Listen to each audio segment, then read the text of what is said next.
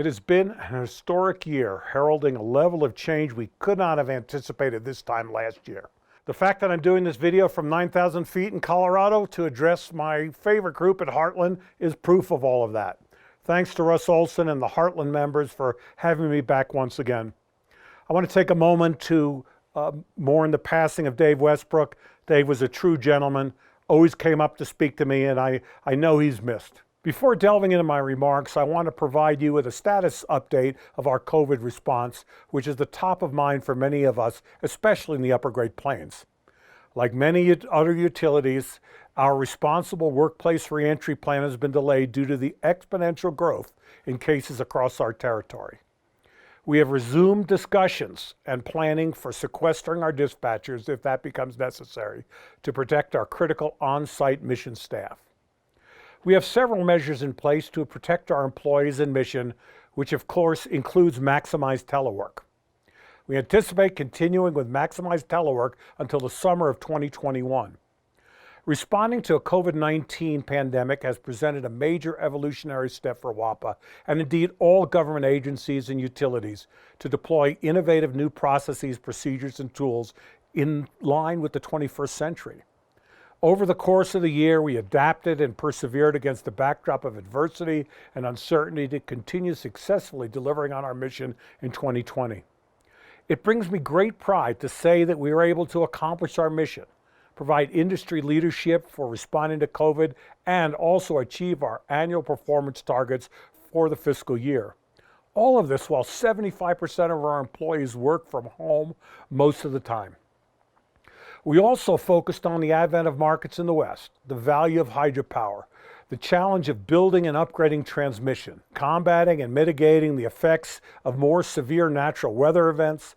We had a record-breaking wildfire season across much of our territory this year, and thanks to proactive vegetation management, we were spared significant damage. The changing generation mix and how that has caused utilities to operate the system ever closer to the limits and sometimes pushing the system over the edge, we saw this summer in California.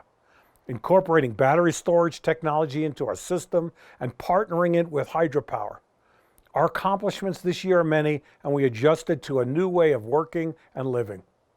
Rather than go over them all, which you may have heard at other meetings this week, I encourage you to peruse our FY 2020 annual report entitled Engaging in a World of Change, as that is exactly what we did. The theme, selected before the COVID pandemic, reaffirmed our commitment to inclusiveness, openness, transparency, and collaboration with our customers and other stakeholders to preserve the value of WAPA and its services. Despite the obstacles facing us, we continue to collaborate with customers, especially on markets activities, such as the transition to the new energy imbalance management entities for UGP, Rocky Mountain, CRISP, and Sierra Nevada. DSW's study of energy imbalance options continues, and we're providing input on CAISO's extended day-ahead market, as well as evaluating a move to SPP membership for UGP West and our Loveland area projects. Participating in SPP's exploratory effort to the RTO work is considered part of our critical commitment that will retain and increase the value of WAPA to our customers. It will also open opportunities to upgrade both the equipment and the value of our DC ties across the interchange, which will become more valuable during an energy frontier that is dominated by intermittent generation. If we were better able to send Arizona to solar to Chicago or Nebraska wind to San Diego, we could be closer to realizing the safe and reliable grid of the future to the benefit of owners and operators of the interties. The evaluation is also a logical step after more than 30 years of exploring markets and market-like constructs in the West. UGP East full membership in the SPP RTO in 2015, the Mountain West Transmission Group, the Southwest Markets Assessment Group, our internal organizational approach to markets effort, and a host of other activities. Finally, we must participate now because I believe that there will be a full market in the West in the next few years. It is our obligation as stewards of critical electric assets in the West, as it is a critical energy supplier for our customers, to be present in the market's table, and to participate and negotiate from a strong, unified position. It is only by proactively participating in the development of markets in the West that we can ensure an optimal outcome for WAPA and our customers. Our decisions regarding our future, and specifically markets, will serve the best interest of WAPA, the regions, and our customers based on unique needs and circumstances for each locality. That can take many forms, however, and we are committed to first and foremost protecting the interests of our customers and WAPA. We're not going to allow others to benefit from us without adequate and appropriate compensation in line with our beneficiary pays principle. Contributing to market developments is not the only thing we're doing to ensure the continued success of our mission in the energy frontier. We are also pursuing a large number of other activities, including the combined transmission rate for the Desert Southwest 4 transmission systems and the Colorado River Storage Project, a fiber pilot project with 3 customers, a standardized budgeting and reporting initiative, and participating in the hydropower memorandum of understanding, among other things. During all this work, we remain committed to the core mission, beneficiary pays, and lowest rates consistent with sound business principles. With the upheaval and uncertainty that we have experienced in 2020, both in our society and our industry, we decided that this year should be focused on restoration, recovery, resilience, and strength. Our theme for this year is a single simple word: balance. Achieving balance is a challenge many of us are likely pursuing, and not just at work, but also in our personal lives. The industry, too, needs to find balance. I would argue that the energy industry today is somewhat unbalanced. It values energy over capacity, leading to severe unintended consequences for system reliability. The desire to protect the idea of traditional utilities and resistance to change are stifling creativity and innovation to accommodate the new energy frontier, while technologies are growing at the edge of the system without utility input. We have scores of megawatts of new generation coming on every year and in the next few years, and no new transmission to deliver it because the transmission side of the equation is not financially stable.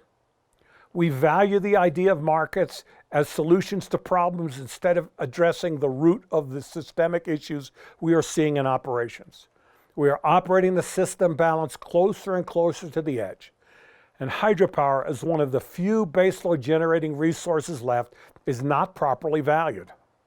Closer to WAPA, we need to balance the needs of our employees with the needs of WAPA, balance the needs of our customers with one another, and the needs of our system now and into the future. Balance reliability and resilience, balance the needs in vegetation management with financial and environmental costs, balance our resources against the many competing organizational priorities, which is the goal of our workload planning initiative, and make system investments based on data driven from our asset management program, balancing competing priorities. One of the ways we seek to find balance in our new world is by conducting a refresh of our mission and vision. Many of you have been involved in one of our 28 stakeholder meetings to learn what you think about our purpose and our goals. Thanks so much for participating in this process. At this time, we do not foresee a major change to our mission statement. Our vision statement is going to be more focused, clear, and concise, and we expect to share more information about this in January. Another focus in 2021 will be on resilience, both in our physical and cyber assets and in our culture. Resilience is the ability to prevent, withstand, and recover from disruptive threats and events, an important distinction from reliability as we balance our available personnel and funds.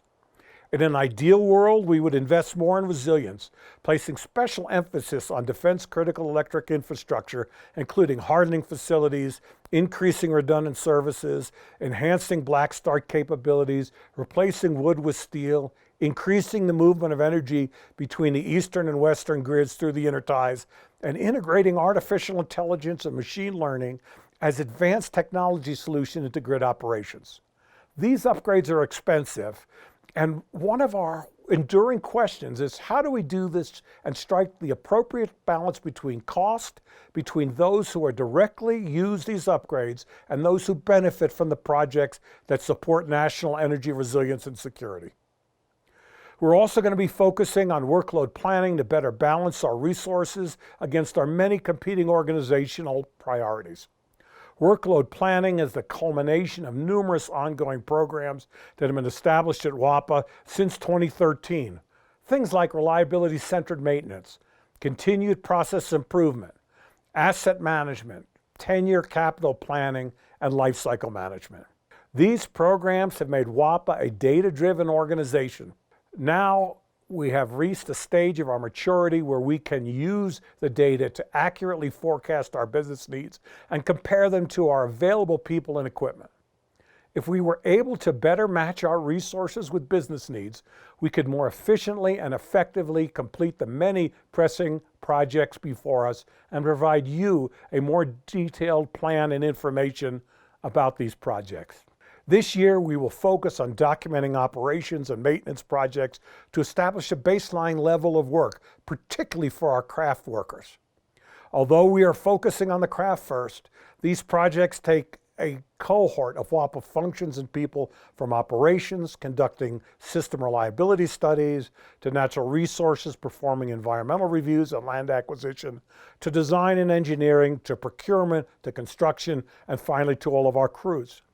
Eventually, the work done by these functions will all be captured in this initiative. It's unfortunate that I could not be there in person with you today to share these updates, and I look forward to meeting with you in the very near future. Thanks again for your continued engagement and support of WAPA. Together, we will achieve and sustain balance amid the many opportunities and challenges before us. Stay safe, remain socially distanced, and please wear your masks,